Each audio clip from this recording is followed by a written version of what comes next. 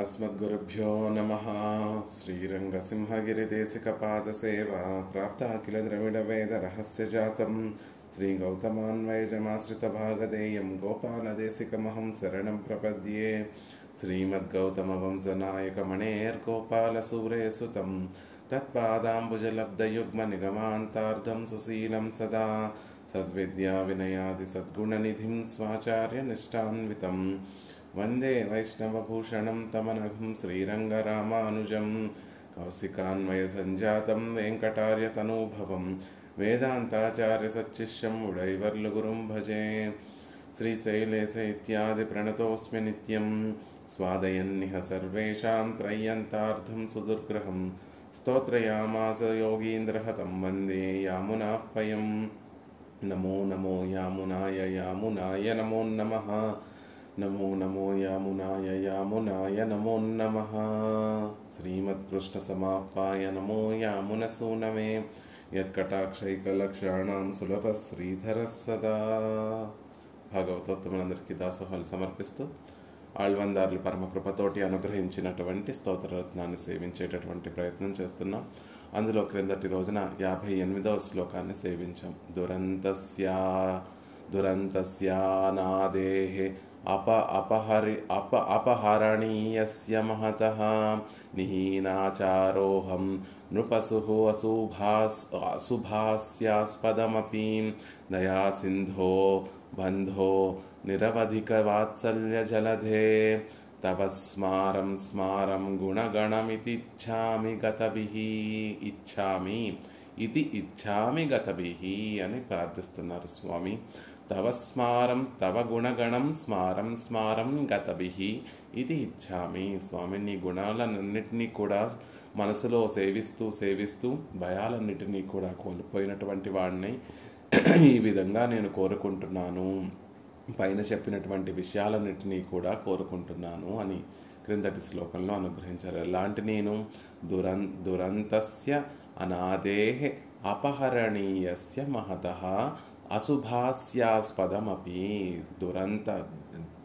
పాపపు పనులుగా పరిణామం చెందేటటువంటివి, అనంతమైనటువంటి అంతము లేనటువంటివి, అనాదిగా వస్తున్నటువంటివి, అపహరణీయస్య పరిహరింపబడడానికి వీలు లేనటువంటివి, మహతః గొప్పదైనటువంటివి, అలాంటి అశుభాస్యాస్పదం అలాంటి అశుభాలన్నిటికీ కూడా ఆస్పదమైనటువంటి వాడిని, స్థానమైనటువంటి వాడిని అయినప్పటికీ కూడా, నిహీనాచారోహమపి ఆచారములేమీ పాటించినటువంటి వాడిని అయినప్పటికీ కూడా, నిహీనమైనటువంటి ఆచారములన్నిటినీ పాటించేటటువంటి వాడినైనప్పటికీ కూడా, నృపసుహు జ్ఞానం ఏమాత్రమూ లేనటువంటి వాడినైనప్పటికీ కూడా, తవ స్మారం స్మారం గుణగణమితి గుణగణం గతభీః ఇది ఇచ్చామి. నీ గుణములన్నిటినీ కూడా సేవిస్తూ సేవిస్తూ నీ ముందుకు ఇన్ని నిహీనమైనటువంటి విషయములు కలిగినటువంటి నేను ఎలా రాను అనేటటువంటి భయాన్నంతటినీ కూడా, తవ గుణగణం స్మారం స్మారం గతభీః నీ గుణములు సేవిస్తూ సేవిస్తూ అనుసంధానం చేస్తూ ఉండడం వల్ల ఆ భయమంతటినీ కూడా కోల్పోయి ఇది ఇచ్చామి, ఈ విధంగా నేను కోరుకుంటున్నాను. ఏ గుణములవి అంటే దయాసింధో బంధో నిరవధిక వాత్సల్య జలదే ఇది, ఇంకా ఇలాంటివి అనేక కళ్యాణ గుణాలన్నిటినీ కూడా సేవిస్తూ సేవిస్తూ సేవిస్తూ నాలో ఉన్నటువంటి భయాలన్నిటినీ కూడా తొలగింపబడి ఆ గుణములను సేవించడం వల్ల కలిగినటువంటి ప్రీతితోటి నీ ముందుకు వచ్చి నీ కైంకర్యాన్ని చెయ్యాలి అని కైంకర్యం నువ్వు అనుగ్రహిస్తే నేను సేవించాలి అనేటటువంటి ఇచ్చను నీ ముందు విన్నపం చేస్తున్నాను అనేటటువంటి విషయాన్ని 58వ శ్లోకంలో చెప్తున్నారు. నిజంగా మనకి కలిగినటువంటి ఆ ఇచ్చ సత్యమేనా అని భగవంతుడికి పెరుమాళ్లకు ఒక సందేహం కలిగితే దానికి ఒక సమాధానం ఈ శ్లోకంలో అనుగ్రహిస్తున్నారు. అనిచ్చన్నివా ఇచ్చామి ఎన్గిర ఇచ్చయితాన్ సత్యయో ఎన్నా. అదేమిటి ఆళ్వందార్లే, మీరు చెప్పినటువంటి ఇచ్చామి అని కోరుకుంటున్నాను అని చెప్పినటువంటి ఇచ్చామి అని చెప్పినటువంటి ఈ మాట మీ మనసులో కలిగినటువంటి ఈ కోరిక సత్యమేనా అని పెరుమాళ్ళు ప్రశ్నించగా, మందబుద్ధియాననాన్ விஷயானுரூபமான இச்சை எனக்குண்டென்று திருமுன்பே விண்ணப்பம் செய்ய போகாது స్వామి. విషయానురూపమైనటువంటి ఇచ్చై, మందబుద్ధి అయినటువంటి నేను, అజ్ఞానంతో కూడినటువంటి బుద్ధి కలిగినటువంటి నేను, విషయానురూపమైనటువంటి ఇచ్చ నాకు ఉంది అని నిజంగా నీ ముందు వచ్చి విన్నపం. నేను కోరుకునేటటువంటి పురుషార్థం ఎలాంటిది అంటే గొప్పదైనటువంటి కైంకర్యం, మహనీయులకి సైతం అందనటువంటి గొప్ప కైంకర్యాన్ని నేను కోరుకుంటున్నాను. దానికి తగినటువంటి కోరిక, ఆ కైంకర్యానికి తగినటువంటి ఇచ్చ నాలో ఉందా లేదా, అటువంటి కోరిక నాలో ఉందా, మనస్థితి నాలో ఉందా అంటే నీ దగ్గరికి వచ్చి ఇలా ఇది ఇచ్చామి అని కోరుకోకూడదు, అలా విన్నపం చేయకూడదు. కేవలం ఉక్తి మాత్రం, నేను పైకి మనసులో నిజంగా నీ కైంకర్యాన్ని పొందేటటువంటి యోగ్యత లేనటువంటి వాడిని, మనసులో నీ కైంకర్యాన్ని పొందాలి అనేటటువంటి కోరిక లేనటువంటి వాడిని, ఏదో పైకి 4 మాటలు చెప్తూ నిన్ను స్తుతిస్తున్నాను అంతే. ఆ స్తుతినే నువ్వు పురస్కరించుకొని నా మనసుని నువ్వు బాగుపరిచి నీ కైంకర్యం పట్ల రుచిని కూడా నువ్వే కలిగించాలి అని ఇక్కడ చెప్తున్నారు. కాబట్టి ఈ విషయానురూపமான ఇచ్చై ఎనక్కుండెన్రు తిరుముంబే విన్నపం చెయ్యపోగాదు. నీ ముందుకొచ్చి నీ కైంకర్యం పొందే అంత కోరిక నాకుంది స్వామి, మనస్థితి నాకుంది అనేటటువంటి విషయం నేను చెప్పకూడదు. ఇచ్చా సూచకమాన వచనత్తై అవలంబిత్తు మెయ్యాంబడి ఎన్నొడయ మనస్సై శిక్షిత్తు అరుళవేణుం ఎన్గిరార్. ఏదో ఇచ్చా సూచకంగా చెప్పినటువంటి మాటలను, అంటే కైంకర్యం పొందాలి అని చెప్పినటువంటి మాటలన్నిటినీ కూడా ఆలంబనగా చేసుకొని నేను పలికినటువంటి మాటలనే చూస్తూ, మనసులో ఎలాంటి భావన ఉందో దాన్ని చూడకుండా కేవలం పైకి పలికినటువంటి మాటలనే నువ్వు ఆలంబనగా చేసుకొని నా మనసుని నువ్వే పరివర్తన శిక్షించి, అంటే నా మనసును తీర్చిదిద్ది అందులో కైంకర్య రుచి కూడా నువ్వే కలిగించాలి అనేటటువంటి విషయాన్ని ఈ శ్లోకంలో కోరుకుంటున్నారు. అంటే పెరుమాళ్ళ ముందుకు వెళ్ళి పెరుమాళ్ళ కైంకర్యం కావాలి, భాగవతోత్తములు నన్ను అభిమానించేటట్టుగా నన్ను కటాక్షించు స్వామి, భాగవతోత్తములతోటి సాంగత్యాన్ని నాకు ఏర్పరచు స్వామి అని మనం నిత్యము కోరుకుంటూ ఉంటాం. కానీ నిజానికి అలాంటి నిజంగానే మనసులో అటువంటి భావనలతోటి కోరుకుంటున్నామా, లేకపోతే కేవలం మాట, మనసు నుండి వచ్చినటువంటి మాట, లేకపోతే నోటి నుండి వచ్చినటువంటి మాట అంటే 99% మనం నోటి నుండే అలాంటి మాటలు మాట్లాడతాం. కాబట్టి స్వామి, నా మనసుని నువ్వు చూసి నా దూరంగా వెళ్ళిపోకు, నేను పలికినటువంటి మాటలని ఆలంబనగా చేసుకొని నన్ను కటాక్షించు. ఎలా కటాక్షించాలి? ఏ మనసులో అయితే ఆ భావనలో నిజమైనటువంటి భావనలు రావడం లేదో ఆ మనసును తీర్చిదిద్ది ఆ కైంకర్య రుచిని, భాగవతోత్తముల పట్ల రుచిని నువ్వు కలగచేయి స్వామి అని ఈ శ్లోకంలో యామునాచార్యుల వారు పరమాత్మని ప్రార్థిస్తున్నారు. ముందు కొన్ని శ్లోకాలలో శేషత్వ స్వరూపాన్ని మనకి తెలియచేసి మనం ఎలా ఉండాలి అనేటటువంటి మన స్వరూపాన్ని తెలియచేశారు. భగవన్ భక్తిమపి ప్రయచ్చమే అనే భక్తిని కోరుకున్నారు. తర్వాత భాగవతోత్తములతో భాగవత అభిమానాన్ని పొందడమే మనకి ఉత్తారకము, ఉజ్జీవనం అనేటటువంటి విషయాన్ని తెలియచేశారు. భగవంతుని యొక్క కైంకర్యానికి వినియోగపడనటువంటి విషయాలలో నన్ను వెళ్ళనివ్వకుండా నువ్వే వాటినన్నిటినీ కూడా నీ కైంకర్యానికి వినియోగపడేటట్టుగా కటాక్షించు అని నా దేహం నా ప్రాణాన్ అనేటటువంటి శ్లోకంలో పెరుమాళ్ళని ప్రార్థించారు. తర్వాత నీ ముందుకు నేను ఎలా ధైర్యంగా వచ్చి నిలబడి ఇలాంటి కోరి శరణాగతి అనేటటువంటి దాన్ని చేయగలను అంటే నీ గుణములను అనుసంధానం చేస్తూ కలిగినటువంటి ప్రేమతోటి నీ ముందుకి రాగలిగాను. వచ్చిన తర్వాత ఇలాంటి కోరిక కోరుకుంటున్నాను అంటే నిజంగా కోరిక నాకు ఉందా అంటే కాదు, అది మాట వరుసకు నేను చెప్పినటువంటి మాట అయినప్పటికీ కూడా దాన్నే పుచ్చుకొని నువ్వు నన్ను కటాక్షించు. నీకు కైంకర్యం చేసేటటువంటి నీకు కైంకర్యం చేయగలిగినటువంటి ఒక మనసుని నువ్వే తీర్చిదిద్దుకొని దాన్ని పరిగ్రహించు. నా మనసు ఇప్పటికీ నీ విషయంలో కైంకర్యం చేయాలనేటటువంటి అభిలాష లేకపోయినప్పటికీ కూడా నువ్వు దాన్ని మార్చి నీకు కైంకర్యం చేయడానికి వినియోగపడేటటువంటి ఒక వస్తువుగా మార్చి నువ్వు దాన్ని స్వీకరించు అనేటటువంటి విషయాన్ని ఈ శ్లోకంలో యామునాచార్యుల వారు పెరుమాళ్ళను ప్రార్థిస్తున్నారు. రామ్జీ గారు అన్మ్యూట్ చేసుకొని చెప్పవలసిందిగా ప్రార్థిస్తున్నారు. అనిచ్ఛన్నప్యేవం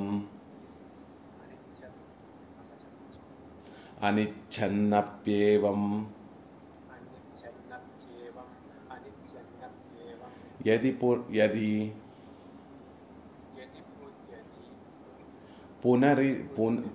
పునరితిచ్చన్నివ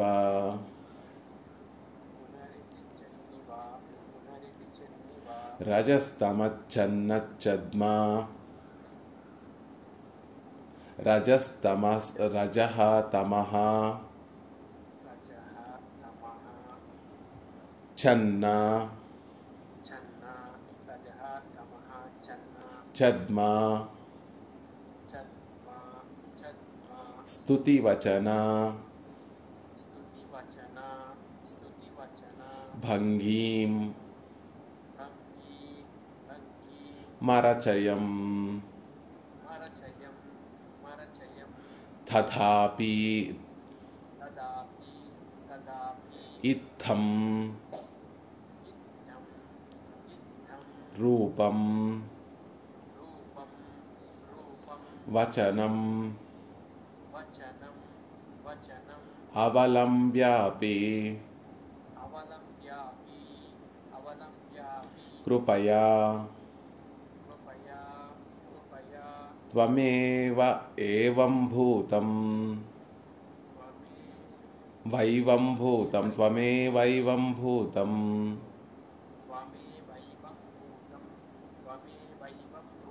ధరణిధర మే శిక్షయా మనః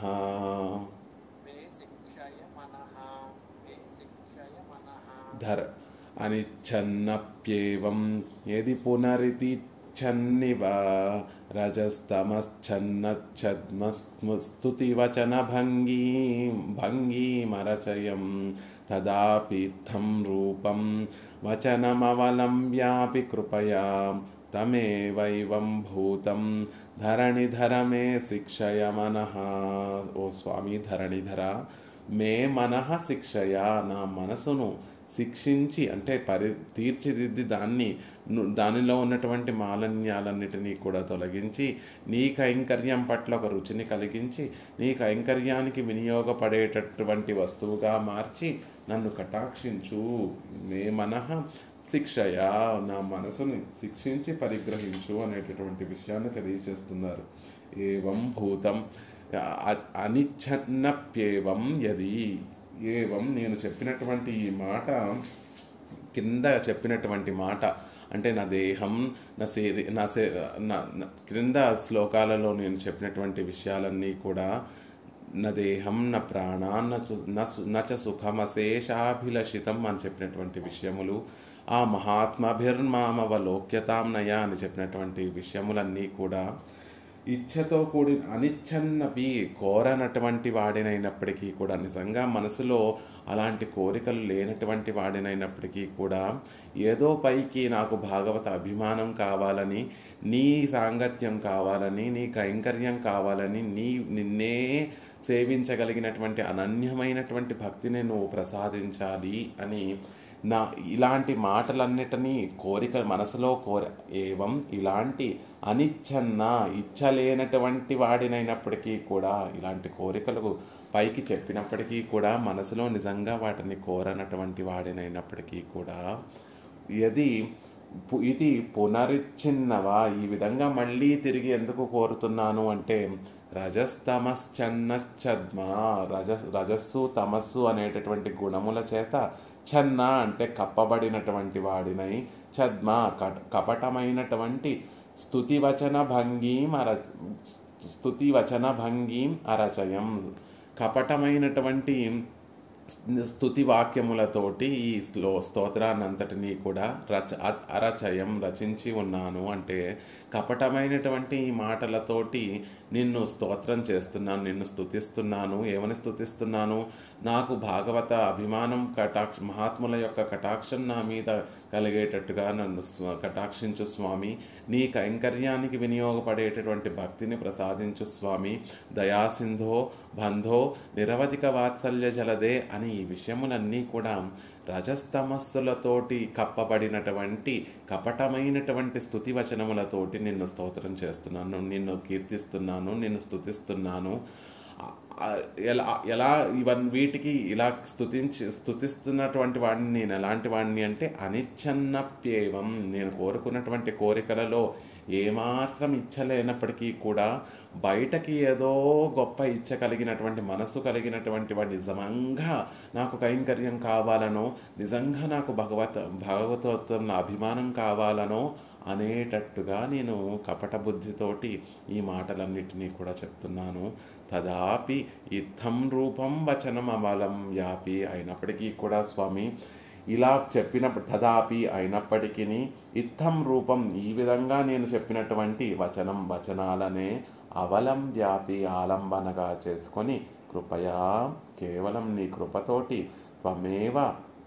త్వమేవ ఏవం భూతం, ఓ స్వామి ఏవం భూతం, దయతోటి ఇట్టి స్థితిలోనున్నటువంటి మే మనః, నా మనసుని ధరణీధర, భూమిని ఉద్ధరించినటువంటి ఓ స్వామి శిక్షించి దానిని మంచిగా మార్చి దానిని నువ్వు రక్షించి దానిని సరిదిద్ది మనసులో నిజంగా కైంకర్య రుచిని నువ్వు కలిగించి నిజంగా భాగవతోత్తముల అభిమానాన్ని పొందేటటువంటి ఒక బలమైనటువంటి కోరిక ఉదయించేటట్టుగా దానిని కటాక్షించి లోపల ఆ మనసులో ఉన్నటువంటి రజస్సును తమస్సును తొలగించి సత్వగుణాన్ని పెంపొందించి నా మనసును తీర్చిదిద్ది నువ్వు పరిగ్రహించు అని కోరుకుంటున్నారు. ఇప్పటి వరకు నేను చెప్పినటువంటి మాటలలో కోరికతో చెప్పినటువంటి మాటలు కదా, అనిచ్చన్నప్యేవం చెప్పినటువంటి ఈ మాటలన్నీ కూడా ఇచ్చ లేకుండా చెప్పినటువంటి మాటలు అయినప్పటికీ కూడా యది పునరితిచ్చిన్నివా, మళ్ళీ ఎందుకు చెప్తున్నాను, మళ్ళీ ఏవో కోరిక ఉన్నటువంటి వాడిగా తిరిగి మళ్ళీ ఎందుకు చెప్తున్నాను అంటే రజస్తమశ్చన్నస్తుతి వచన భంగీమరచయం, రజస్సు తమస్సులతోటి కప్పబడినటువంటి ఒక మనస్సు కలిగినటువంటి వాడిని కాబట్టి అలాంటి వాడిని ఆ కపటమైనటువంటి మాటలతోటి నిన్ను స్తుతించాను. పైన అన్నీ కూడా మనసులో వేరే భావన ఉంది, చెప్పే మాట వేరే భావన, మనసులో భాగవతోత్తముల్ని దూషించేటటువంటి వాడిని, పైకేమో భాగవత అభిమానాన్ని కోరుకునేటటువంటి వాడిని, లోపల భగవంతుడి పట్ల ప్రేమ లేనటువంటి వాడిని, బయటకేమో భగవంతుని కైంకర్యం కావాలి అని కోరుకునేటటువంటి వాడిని, నిజంగా ఇచ్చలేకపోయినప్పటికీ కూడా ఈ మాటలన్నిటినీ కూడా రజస్సుతో తమస్సుతో కలిగినటువంటి మనస్సుతో చెప్పినటువంటి కపట మాటలే. అలా నిన్ను స్తుతించాను. దయాసింధో అని, బంధో అని, నిరవధిక వాత్సల్య జలదే అనేటటువంటి స్తుతి వచనములతోటి నీ స్తోత్రాన్నంతటినీ కూడా రచించాను. కాబట్టి ఓ స్వామి, నా మనస్థితిని చూసి నువ్వు కటాక్షించకు. తదాపి ఇత్థం రూపం వచనం అవలం వ్యాపి, ఈ వచనములనే నోటి నుండి వచ్చినటువంటి మాటలనే ఆలంబనగా చేసుకొని కృపయా, నీ కృపతోటి త్వం నీవు ఏవం భూతం, ఇలాంటి స్థితిలో ఉన్నటువంటి మే మనః, నా మనసును శిక్షించు ఓ ధరణిధర, దానిని నువ్వు బాగు చేసి పరిగ్రహించు అని కోరుకుంటున్నారు. కోరిక లేకుండా రజస్తమస్సులతోటి కప్పబడినటువంటి నిండినటువంటి మనస్సుతోటి చెప్పినటువంటి కపటపు మాటలతోటి నిన్ను స్తుతించాను. అయినప్పటికీ కూడా ఆ మాటలనే ఆలంబనగా చేసుకొని దయాకృపతోటి, గొప్పదైనటువంటి కృపతోటి నా మనసుని పరివర్తన చెందించి నీ కైంకర్య రుచిని నా మనసులో కలిగించు అని ప్రార్థిస్తూ, అలాంటి స్థితిలో పెరుమాళ్ళని ధరణిధర, భూమినే ఉద్ధరించినటువంటి వాడివి, నా మనసుని ఉద్ధరించడం పెద్ద కష్టమేమీ కాదు, కాబట్టి ధరణిధర నన్ను కటాక్షించు అని ప్రార్థిస్తున్నారు. ఏవం అనిచ్చన్యద్యపి ఉక్తమాన ప్రకారత్తుకు అనురూపమాన ఇచ్చై ఇన్రిక్కే ఇరుందదేయాగిలం అనిచ్చిన్న ఏవం అనిచ్చిన్యద్యపి, ఇంతకుముందు పలికినటువంటి ఉక్తమాన ప్రకారత్వకు, ఇంతకుముందు పలికినటువంటి మాటలను అనుసరించి దానికి అనురూపమైనటువంటి ఇచ్చ ఇచ్చై ఎన్రిక్కే ఇరుందదే ఆగిలం, ఇచ్చ లేకపోయినప్పటికీ కూడా నాస్తికరల్లామయ్యాలే ఇచ్చ ఇల్లే అన్న మాటార్. నిజంగా నేను నాస్తికుణ్ణి కాదు, అంటే భగవంతుడు అంటే ద్వేషించేటటువంటి నాస్తికుణ్ణి కాదు, అద్వేషం కలిగినటువంటి వాడినే, భగవంతుడు అంటే ద్వేషము లేనటువంటి వాడినే. కాబట్టి ఇచ్చ లేదు అనడానికి లేదు.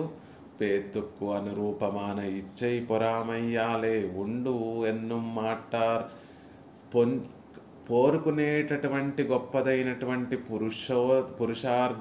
పురుషార్థానికి అనురూపమైనటువంటి బలమైనటువంటి కోరిక లేదు కాబట్టి ఇచ్చ ఉంది అని చెప్పలేము. ఏవం అనిచ్చన్యద్యపి అని చెప్పడం ద్వారా నేను కోరుకునేటటువంటి ఆ కైంకర్యం అనేటటువంటి గొప్ప పురుషార్థానికి తగినటువంటి కోరిక లేదు, అంత ఆర్తి లేదు నా మనసులో, అంత గొప్పదైనటువంటి భక్తి లేదు. అయినప్పటికీ కాబట్టి నువ్వే ఆ ఆర్తిని భక్తిని కటాక్షించాలి అని కోరుకుంటున్నారు. ఏవం అనిచ్చన్యద్యపి ఇచ్చలేకపోయినప్పటికీ కూడా పునరితిచ్చన్నివా మెయ్యాన ఇచ్చయ్యుడయార్ సొల్లుమా పోలే ఏదో గొప్ప వాస్తవమైనటువంటి ఆర్తి కలిగినటువంటి వారు చెప్పినటువంటి మాటలుగా నేను చెప్తున్నాను. చెప్పినటువంటి మాటలన్నీ చూస్తే అమ్మో వీరికి ఎంత కైంకర్య పట్ల ఎంత రుచి కలిగి ఉన్నారు, వీరు భాగవత అభిమానాన్ని పట్ల ఎంత కోరిక కలిగి ఉన్నారు అని అనుకునేటట్టుగా లోకంలో ఉన్నటువంటి వారు, సాక్షాత్తుగా లోకంలో ఉన్నటువంటి వారే ఎందుకు నువ్వే ఆ విధంగా భావించేటట్టుగా మాటలైతే పలికను. దయా సింధో బంధో నిరవధిక వాత్సల్య జలదే తవ స్మారం గుణమని నదేహం న ప్రాణాన్న చ సుఖమశేషాభిలషితమని మహాత్మాభిర్మామవలోక్యతాం నయాని క్షణే తవదాస్య సుఖైక సంగినాం భవనేష్వస్తపి కీటజన్మమే అని ఈ విధంగా ఏదో గొప్ప ఆర్తి కలిగినటువంటి వారు చెప్పేటటువంటి మాటలుగా చెప్పాను. ఆ వచనములన్నిటినీ కూడా చెప్పాను. కానీ నిజానికి ఏవం అనిచ్చన్యద్యపి అలాంటి పొందేటటువంటి కోరికకు పొందేటటువంటి ఫలానికి తగినటువంటి ఆర్తి లేనటువంటి కోరిక లేనటువంటి వాడిని ఛద్మస్తుతి వచన భంగి మరచయం. ఎలాంటి స్తుతిని చేశాను? ఛద్మ అంటే కపటపు వచనములతో కూడినటువంటి కపటపు స్తుతిని, కపటపు మాటలతో కూడినటువంటి ఒక స్తుతిని చెప్పాను అంటున్నారు. కృత్రిమ స్తుతి వచన భంగియే పండి నేను కృత్రిమమైనటువంటి స్తుతి వచనాలన్నిటినీ కూడా నీ ముందుకొచ్చి పలికాను.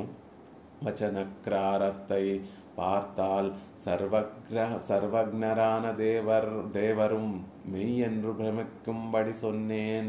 ఆ వచనాలు చెప్పినటువంటి ప్రకారం చూస్తే మాట్లాడినటువంటి మాటలన్నిటినీ కూడా చూస్తే, చెప్పినటువంటి శ్లోకాలన్నిటినీ కూడా చూస్తే సర్వజ్ఞుడైనటువంటి నీవు కూడా ఇది సత్యమేమో అని భ్రమించే విధంగా మాటలన్నిటినీ కూడా చెప్పాను. ఎంత గొప్ప ఆర్తి ఉన్నటువంటి వారు చెప్పినటువంటి మాటలలా చెప్పాను అని చెప్తున్నారు. పొయ్యే కైమా సొల్లి ఎన్నుమా పోలే. ఎలా ఉంది అంటే ఆళ్వార్లు ఒక పాసరంలో చెప్తారు, కయ్యార్ సకరత్తు ఎన్ కరుమాణిక్కమే ఎన్రెండ్రు పొయ్యే కైమా సొల్లి. కయ్యార్ చక్రరత్తిన్ చేతిలో అమరి ఉండేటటువంటి ఒక చక్రాన్ని కలిగినటువంటి ఎన్ కరుమాణిక్యమే ఒక మా నీలమాణిక్యమా ఎన్రెండ్రు అని పలుమార్లు పొయ్యే కైమా సొల్లి అని అసత్యాన్నే పలికాను.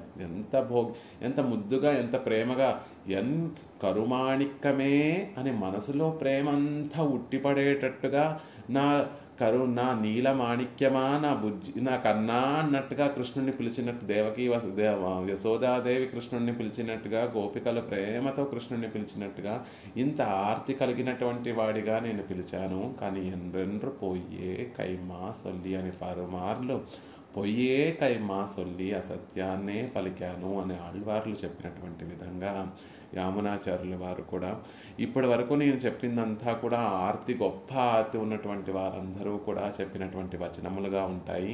కానీ అది నిజానికి ఛద్మస్తుతి వచన భంగి మరచయం కపటపు మాటలతోటి చెప్పినటువంటి స్తుతే సుమా అంటున్నారు. ఇదుక్కు హేతువెన్నెన్నా ఇలా చెప్పడానికి కారణం ఏమిటండి అంటే రజస్తమశ్చన్న, రజస్సు తమస్సు నా మనసుని కప్పివేస్తే అలా రజస్సు తమస్సుతోటి నిండి ఉన్నటువంటి మనస్సుతోటి ఛద్మస్తుతి వచన భంగి మరచయం. ఆ కపటపు మనస్సుతోటి రజస్తమస్సులతో కప్పబడినటువంటి మనస్సుతోటి కపటపు వచనములతోటి నిన్ను స్తుతి చేశాను, నిన్ను కీర్తించాను అంటున్నారు.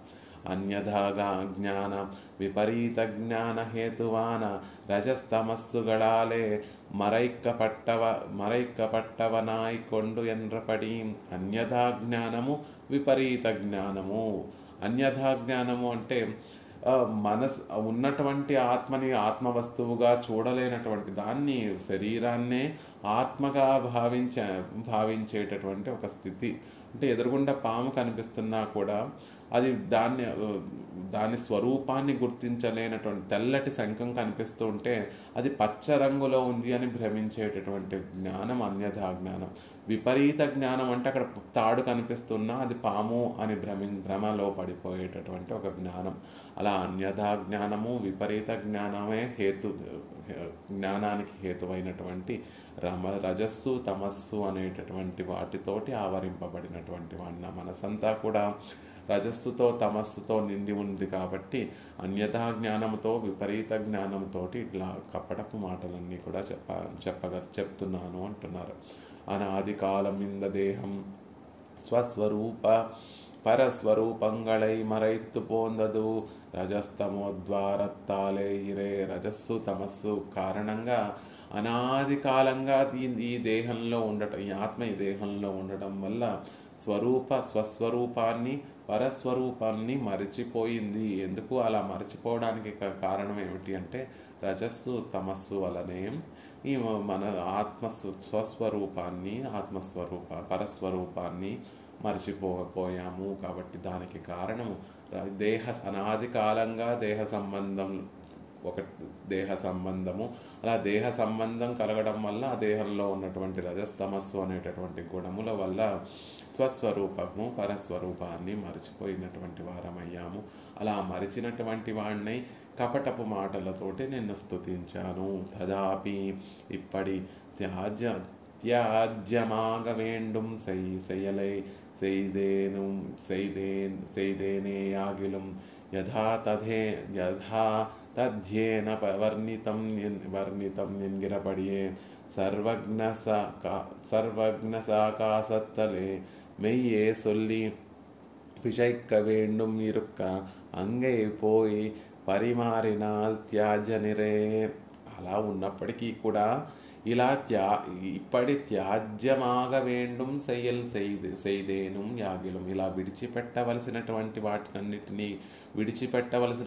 పనులన్నిటినీ కూడా చేసినటువంటి వాడినైనప్పటికీ కూడా, అలా ఉన్నప్పటికీ కూడా శాస్త్రం ఏమి తెలియచేస్తుంది అంటే యథా తథేతత వర్ణితం. వెళ్ళి పెరుమాళ్ళ ముందు నేను ఇలాంటి వాడిని, ఇప్పటి వరకు రజస్తమస్సులతో నిండినటువంటి వాడిని, రజస్తమస్సులతోటి చేయకూడనటువంటి పనులన్నిటినీ కూడా చేసినటువంటి వాడిని అని సర్వజ్ఞుడైనటువంటి నీ ముందు నీ సమక్షంలో నిలిచి మెయ్యే సొల్లి నిజాన్ని ఒప్పుకొని యథార్థమైనటువంటి స్థితినన్నిటినీ కూడా పెరుమాళ్ళ ముందు విన్నవించి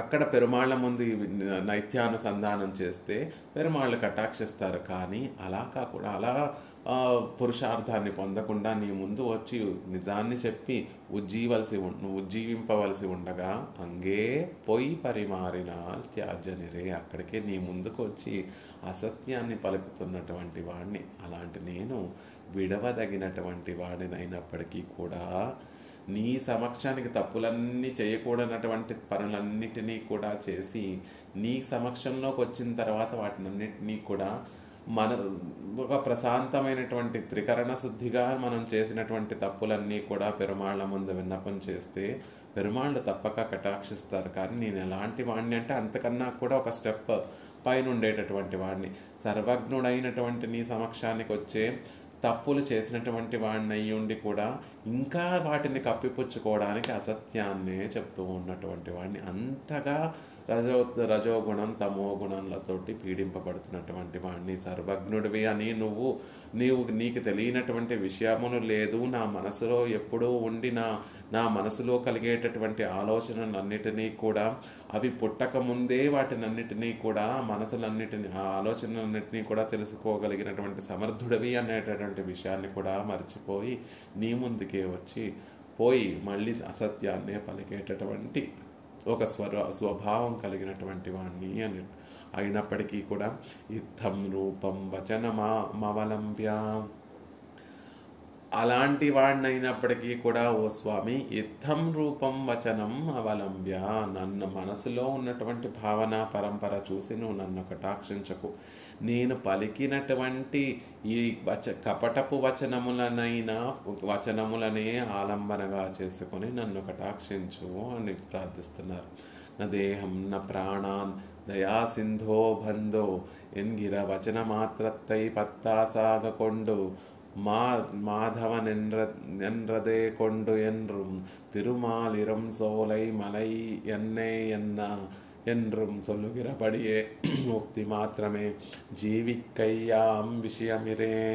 కానీ మనం ఇలా ఉంటే భగవంతుడు ఎలా ఉంటాడు, పెరుమాళ్ళు ఎలాంటి స్వరూపం కలిగినటువంటి వారు, ఎలాంటి స్వభావం కలిగినటువంటి వారు అంటే, నా దేహం నా ప్రాణాన్, మీరు నోటితోటి మాధవ ఎండ్రదే కొండు, మాధవ అంటే చాలు ఆ మాటనే పరిగ్రహించి, అన్నటువంటి మాట, చెప్పినటువంటి మాటనే పరిగ్రహించి కటాక్షించేటటువంటి వాడు. మననే కాదు, మన తర్వాత 7 తరాలని, మన ముందు 7 తరాలని, మనతో ఉన్నటువంటి ప్రస్తుతం ఉన్నటువంటి 7 తరాలని, అలా 7 తరాలని మాధవ ఎండ్రదే కొండు, కేవలం మాధవాని నోటితో పలికితే చాలండి ఆ మాటను పురస్కరించుకొని కటాక్షించేటటువంటి స్వభావం కలిగినటువంటి వాడు ఆ స్వామి. తిరుమాలిరం సోలై మలై అన్నే అన్నా, ఆయనను కూడా తలుచుకోక్కర్లేదండి, ఆయన వేయించేసి ఉన్నటువంటి స్థానాన్ని తలుచుకున్నా చాలు, దాన్నే పురస్కరించుకొని కటాక్షించేటటువంటి స్వభావం కలిగినటువంటి వాడు.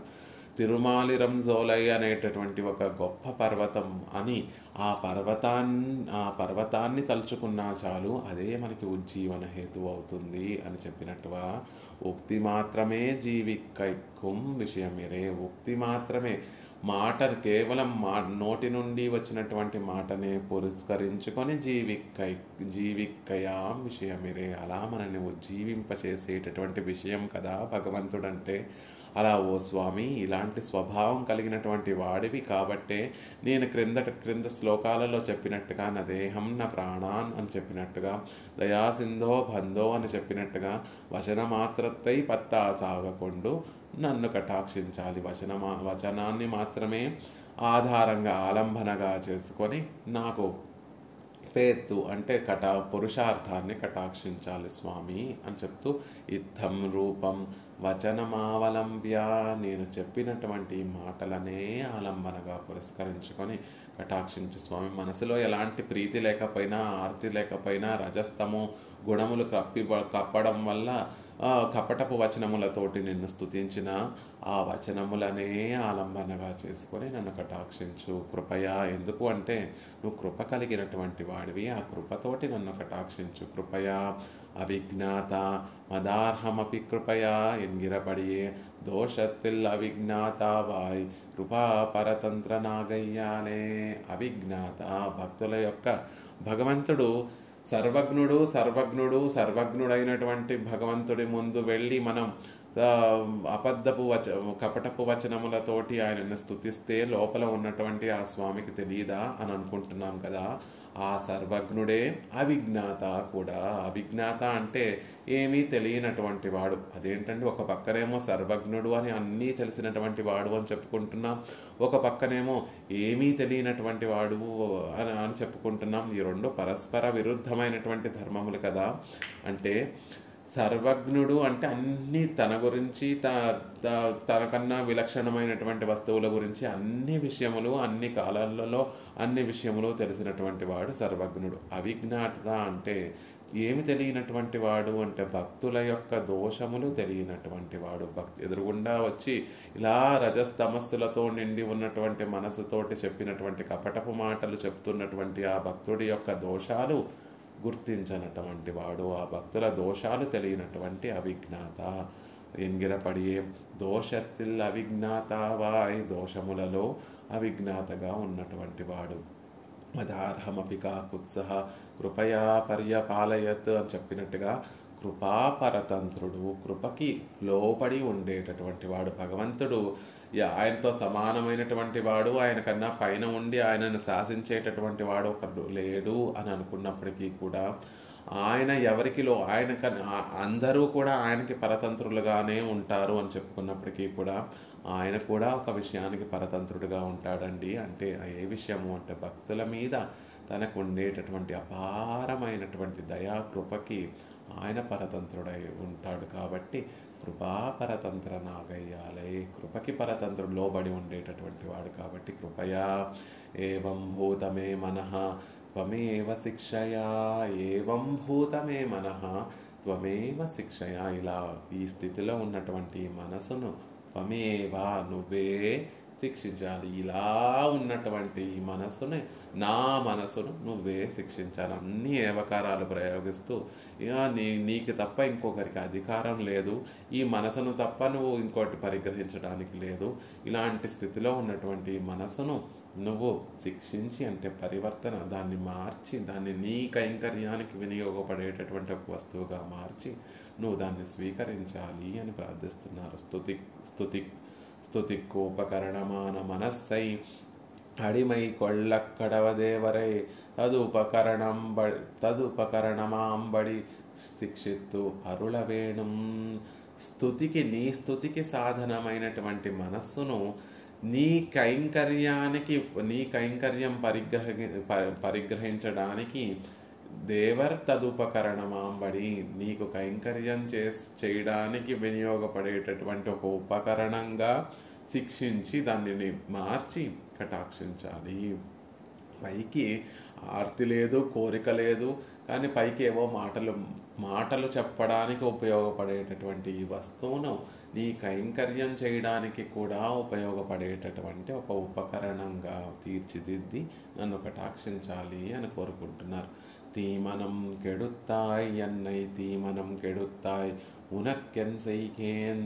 ఓ స్వామి, తీమనం చెడ్డదైనటువంటి మనసు, రజస్సుతోటి తమస్సుతోటి అవిచ్ఛిన్నంగా కప్పబడినటువంటి ఆ రజస్తమో గుణములతోటి నిండినటువంటి తీమనం చెడ్డదైనటువంటి మనస్సును కెడుతాయి పోగొట్టినటువంటి వాడా. అంటే ఆ మనసులో ఉన్నటువంటి ఆ చెడ్డతనాన్నంతటినీ కూడా రజస్సును తమస్సును పరిపూర్ణంగా నిర్మూలన చేసి వాటి ద్వారా వచ్చేటటువంటి అహంకార మమకారాలన్నిటినీ కూడా పూర్తిగా తొలగించి నన్ను కటాక్షించినటువంటి ఓ స్వామి, ఉనక్కెన్ సైగేన్, ఇంత గొప్ప ఉపకారం చేసినటువంటి ఓ స్వామి, నీకేం చేయగలను. తీమనం కెడుతాయి, మనసులో భావన పరంపరలు లేకపోయినా, ఆ పెరుమాళ్ల పట్ల భావన పరంపరలు లేకపోయినా, ఇచ్చ లేకపోయినా, ఆర్తి లేకపోయినా, దానిని అంతటినీ కూడా తొలగించి కైంకర్యం పట్ల ఒక రుచిని కలగచేసి ఆర్తిని కలగచేసేటటువంటి ఓ స్వామి, మనకెన్సైగేన్, ఇంత గొప్ప ఉపకారం చేసేటటువంటి వాడికి నేనేం తిరిగి ఇవ్వగలను అని మాళ్వార్లు చెప్పినట్టుగా తీమనం కెడుతాయి. ఆ భగవంతుడే ఆ మనసుని మనలో ఉన్నటువంటి చెడునంతటినీ కూడా తొలగిస్తాడు. మరువి తొజుం మనమే తందాయ్, మరువి తొజుం నిన్ పాద పంకయమే, మరువి తొజుం మనమే తందాయ్, నీ చరణారవిందాలలో అమరి ఆశ్రయించి ఉండేటటువంటి కొలిచేటటువంటి మనసును నాకు ప్రసాదించావు. నీ పాదారవిందాలు మరిచిపోనటువంటి ఒక మనసును నాకు ప్రసాదించావు అని ఆళ్వార్లు చెప్పినట్టుగా ఎన్గిరపడియే పణ్ణి అరుళ వేణం, అలా నువ్వు నన్ను కటాక్షించాలి. నా మనసులో ఉన్నటువంటి మనస్సునంతటినీ కూడా తొలగించి, మనసులో ఉన్నటువంటి మాలిన్యాన్నంతటినీ కూడా తొలగించి, నేను పాద పంకయమే మరువి తొజుం మనమే దందాయి, నీ పాద పద్మాలను ఆశ్రయించి తొజుం, దానిని సేవించేటటువంటి ఒక మనసును నువ్వే తందాయి ఇచ్చావు కదా అని ఆళ్వార్లు చెప్పినట్టుగా. అంటే మనసులో ఉన్నటువంటి మాలిన్యాన్ని ఆయనే తొలగించి, ఆయన కృపతోటి ఆయనే తొలగించాలి, ఆయనకి కైంకర్యం చేసేటటువంటి మనస్థితిని కూడా ఆయనే ప్రసాదించాలి అనేటటువంటి విషయం చెప్తున్నారు. మన నగమల కజువి, మనసులో ఉన్నటువంటి మాలిన్యాన్నంతటినీ కూడా ప్రక్షాళన చేసినటువంటి వాడు. ఎంగిరపడియే మనోనైర్మల్యం యోగత్తాల్ పిరక్కడవదు ఉపాసనకు. మామూలుగా ఎలా ఉంటుంది అంటే, భగవంతుణ్ణి ఉపాసించాలి అంటే ఒక చక్కటి మనసు ఉండాలి. చక్కటి మనసు అంటే మన నగమల లోపల ఉన్నటువంటి ఆ మాలిన్యం అంతా కూడా తొలగినటువంటి ఒక మనస్థితి ఉండాలి. అలా నిర్మలమైనటువంటి మనసు ఎలా కలుగుతుంది అంటే, ఆ ఉపాసకుడు ఎవరైతే ఉన్నారో వారు యోగ సాధన చేసి అలాంటి మనస్థితిని తెచ్చుకొని తర్వాత భగవంతుడికి ఉపాసన చేయగలిగేటటువంటి ఒక యోగ్యత కలుగుతుంది. మన ప్రయత్నంతో మనకి ఒక నిర్మలమైనటువంటి మనస్సు కావాలి అంటే యోగాభ్యాసన చెయ్యాలి. మనసులో ఎటువంటి భావనలు రాకుండా నిర్మలమైనటువంటి భావనలు వచ్చేటట్టుగా మనం నిత్యము సాధన చేస్తూ ఉంటే ఏదో ఒక రోజుకి ఆ స్థితి వస్తుంది. రజోగుణం తమో గుణం వల్ల కలిగేటటువంటి కామము, క్రోధము, లోభము, మోహము, మదము, మాత్సర్యము అనేటటువంటి భావనలు రాకుండా, వాటితో కూడినటువంటి భావనలు రాకుండా ఎప్పుడు సత్వగుణ ప్రయుక్తమైనటువంటి సద్భావనలన్నీ కూడా వచ్చేటటువంటి స్థితి మనకు కలుగుతుంది. కానీ అది ఎప్పుడు అంటే ఎంతో యోగాభ్యాసం చేస్తే అప్పుడు అలా నిర్మలమైనటువంటి మనసు మనకి కలుగుతుంది. కానీ అంత సమయం మనకుందా? అంత ప్రపన్నులకి అంత సమయం ఉంటుందా? అంత శక్తి సామర్థ్యాలు ఉంటాయా అంటే ఉండవు. మరి ఎలా ప్రపన్నులకి, భక్తులకి, భాగవతోత్తములకి అలాంటి మనస్థితి ఎలా కలుగుతుంది అంటే, అందయోగ సాధనత్తిలే భగవదనుగ్రహమాయిరే ఇవ్వధికారిక్కిరుప్పదు.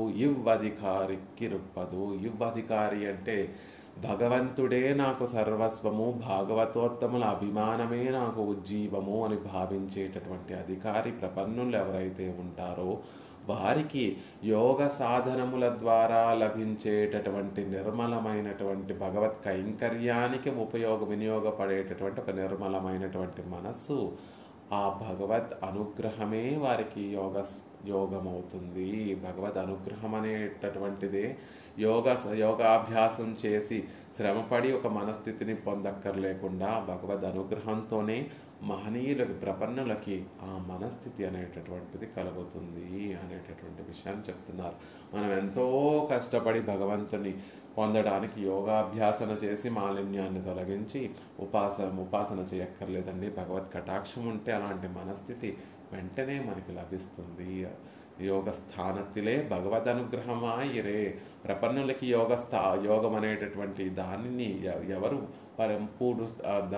దాని స్థానంలో ఎవరు ఉండి నిర్మలమైనటువంటి మనసుని కలగజేస్తారు అంటే భగవద్ అనుగ్రహమే యోగానికి బదులుగా ఆ నిర్మలమైనటువంటి మనస్థితిని కలగజేస్తుంది. కాబట్టి ఏవం భూతం మే మనః త్వమేవ శిక్షయా.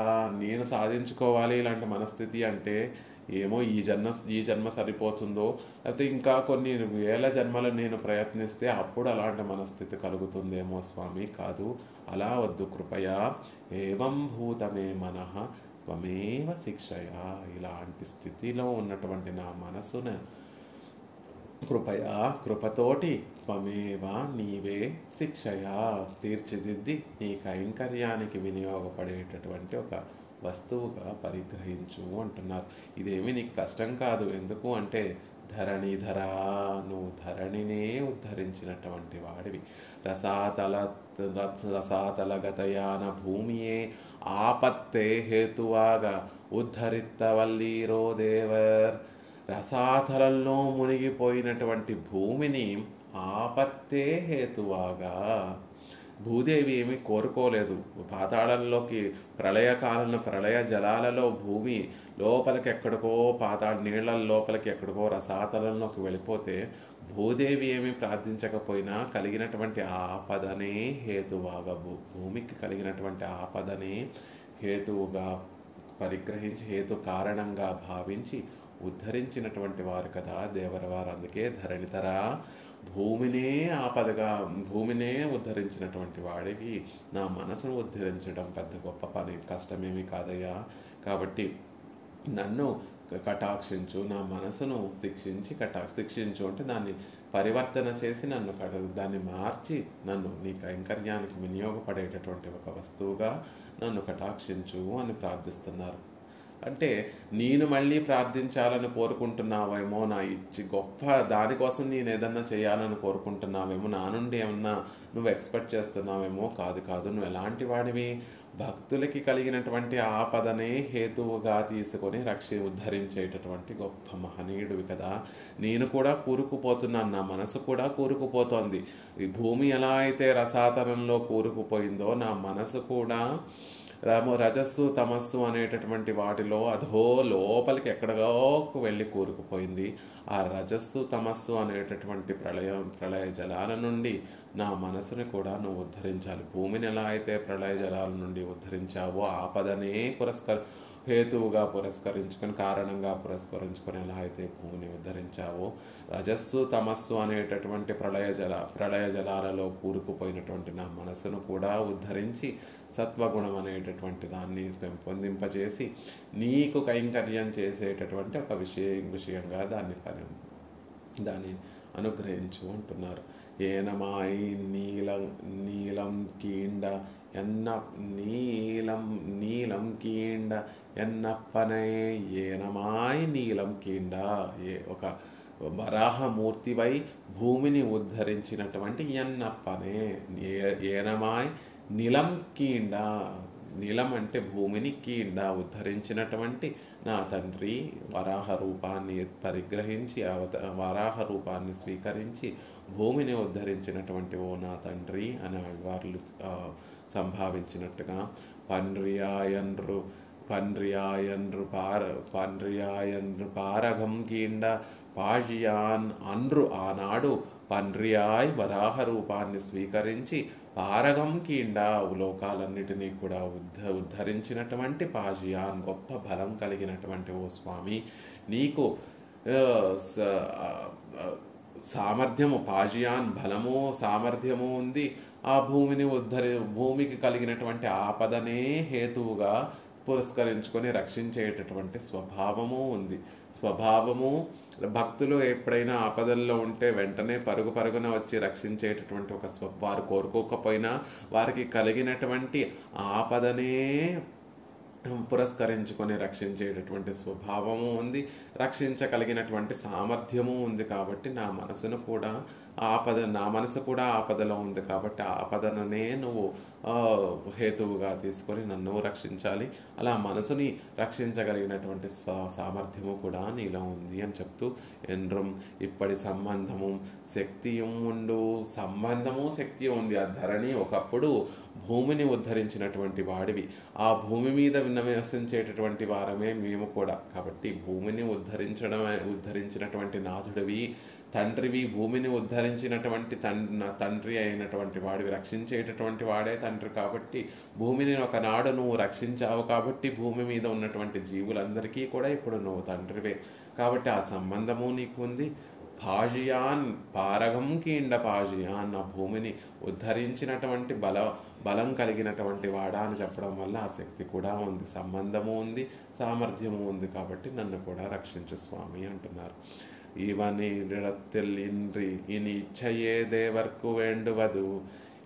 ఇవన్నిడத்தில் ఇని ఇచ్చయే నీకు వేండవదు. జీవుల్ని రక్షించడానికి నీకు కావాల్సినటువంటిది ఏమిటి అంటే కేవలం ఉజ్జీవించాలనేటటువంటి కోరికే నువ్వు కదా. ఇవన్ ఇడత్తిల్ ఇని ఇచ్చయే దేవరకు వేండవదు. ఇవన్ దాసుల యొక్క విషయంలో ఎవరైతే బాగుపడాలి, ఎవరైతే నీ కైంకర్యాన్ని కోరుకుంటున్నారో వారి విషయంలో నువ్వు చేసేది, నీకు కావాల్సింది ఆ ఇని ఇచ్చే కించిత్ మాత్రం ఇచ్చయే కదా. ఆ ఇచ్చ అయితే నాలో ఉంది. ఆ ఇచ్చ ఉండబట్టే నేను కపటపు వచనములన్నిటినీ కూడా నీ ముందుకు వచ్చి పలికాను. ఆ కొంచెం ఇచ్చ అయితే నా కోరిక అయితే నాకు ఉంది. కైంకర్యానికి తగినటువంటి ఇచ్చ లేకపోయినా ఏదో ఒక మూల నా మనసులో నిన్ను సేవించాలి అనేటటువంటి ఒక చిన్న కోరిక అయితే ఉంది. దాన్నే నువ్వు పుచ్చుకొని నన్ను రక్షించి తీరాలి. అత్తై ఉండాకే రక్షిత్తరుల వేణుం ఎన్గిరార్, దాన్నే నువ్వు పురస్కరించుకొని నన్ను రక్షించి తీరాలి. నీవే రక్షించగలిగినటువంటి వాడివి, దాన్నే పురస్కరించుకొని నువ్వు రక్షించి తీరాలి అని ఈ శ్లోకంలో పెరుమాళ్ళని ప్రార్థిస్తున్నారు. స్వారస్యం ఏమిటంటే ఎవరు ఏ పేరుతోటి ఎలా పెరుమాళ్ళని సంభావిస్తున్నారు అంటే ధరణిని ఉద్ధరించినటువంటి స్వామి, తమోగుణంకి ప్రతీకమైనటువంటి జ్ఞానాన్నే పెంపొందించేటటువంటి ఈ భూమినే ఉద్ధరించినటువంటి వాడికి నా మనసుని ఉద్ధరించడం పెద్ద కష్టమేమీ కాదు. భూమి ఆనాడు కోరిందనా నువ్వు ప్రళయ జలంలో అండపిత్తులో కూరుకుపోతా, ప్రళయ జలాల్లో రసాతలానికి వెళ్ళిపోయినటువంటి భూమిని నువ్వు ఉద్ధరించావు లేదే.